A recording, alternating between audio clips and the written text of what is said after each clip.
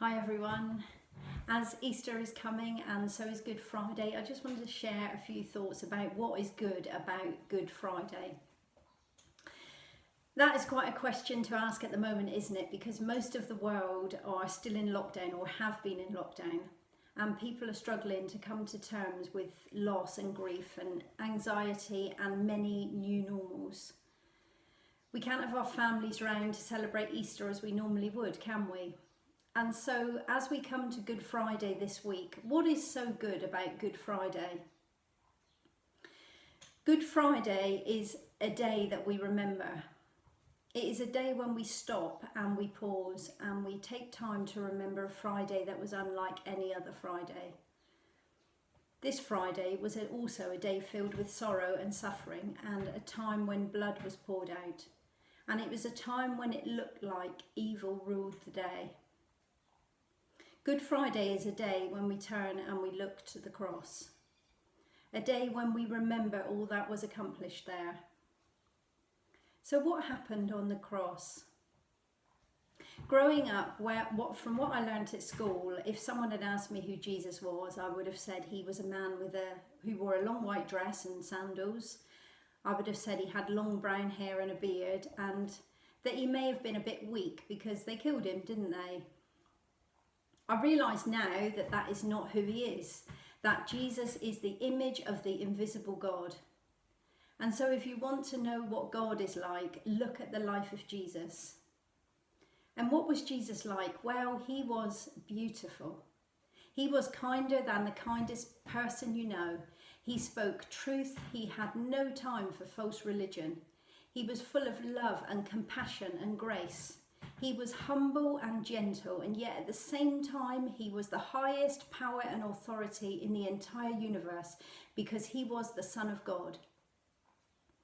And the cross was not something done to Jesus. He was not killed on the cross. The cross was something he chose to do. It was the reason for his time on planet Earth. Jesus was God's rescue mission for all mankind. And as we stand at the foot of the cross, we all stand on level ground. There is none higher than the other. There is no one better than anyone else, because we have all sinned. We may not like to admit it, we may not like the word sin, but we've all done it. We've all messed up, and sometimes we wish we hadn't, but we just do. And the cross is a place where all that sin was poured into him. All our greed, all our lies, all our malice, our hate, our selfishness, our jealousy, our bad words, our bad actions and bad deeds, they were all poured on to him, and he soaked them all up like blotting paper. He took the whole lot. Not just for mankind as a whole, but for you. For every single individual soul who ever walked on planet Earth, he did this for you. Because he loves. He loves with an everlasting, unconditional love. The motive behind the cross was love, and every chain is broken with this love, and a new life begins because of this love. He made a way for us to come to God the Father and to stand before him and be declared not guilty. What Jesus did on the cross stands above time. It stands above lockdown. It stands above COVID. It stands above the words and thoughts and actions of mankind. It stands above all things. The cross is the gateway to life, life in all its fullness, life everlasting. And this place of sorrow and suffering, which was borne on our behalf by God himself, brings us freedom. It brings us a release from the pain and suffering of this life. And the cross stands in the middle of time and history, and because of it, life will never ever be the same for those who choose to follow Jesus.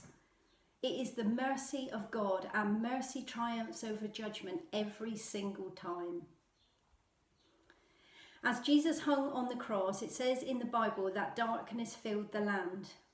It was the middle of the day and it was dark. The powers of darkness surrounded him. They thought that they had overcome the beloved of heaven. They thought that the Messiah had been crushed, that God's rescue plan had failed. The powers of darkness came over the land and surrounded him like a cloak. And the Prince of Peace, he breathed his last breath and cried, "It is finished." And this was not a cry of defeat. No, it was not. This was a cry of absolute victory. It was a victory cry. And even before he is risen from the dead on Easter Sunday, Jesus confirms that his work is done. The victory is sealed. His monumental death in the history of the world overcame the powers of darkness once for all time.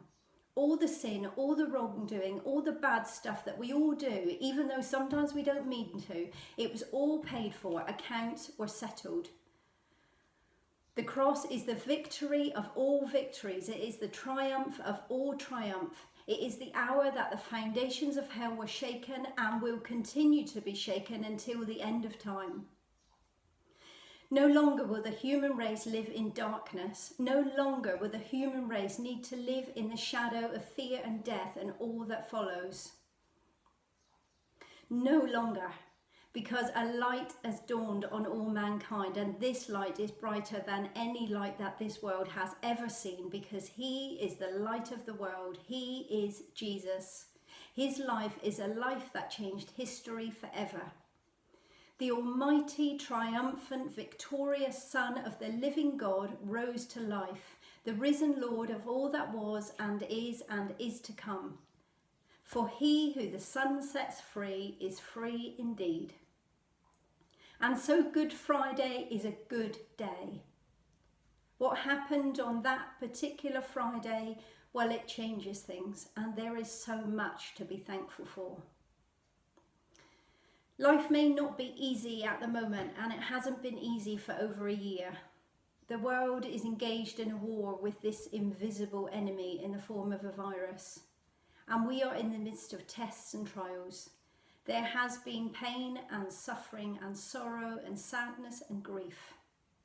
But there has also been lovely things happening, precious conversations, fun times, smiles, laughs, human beings caring for one another. There is the beauty of creation. We have doctors and nurses who have risked their lives for the sick and are administering an army of vaccinations. We've seen shop workers serve in the community. We've seen random acts of human kindness in unlikely places. We've seen church happening online, which can be watched wherever and whenever you fancy. And we've seen these lovely long hairstyles come back into fashion. And the Son of God who died on the cross, he is absolutely with us in this. He knows what it is to suffer. And he knows what it is to love. Because on the cross he suffered in the ultimate act of love for all humanity. And that includes you. Happy Easter, everyone. Thank you for listening.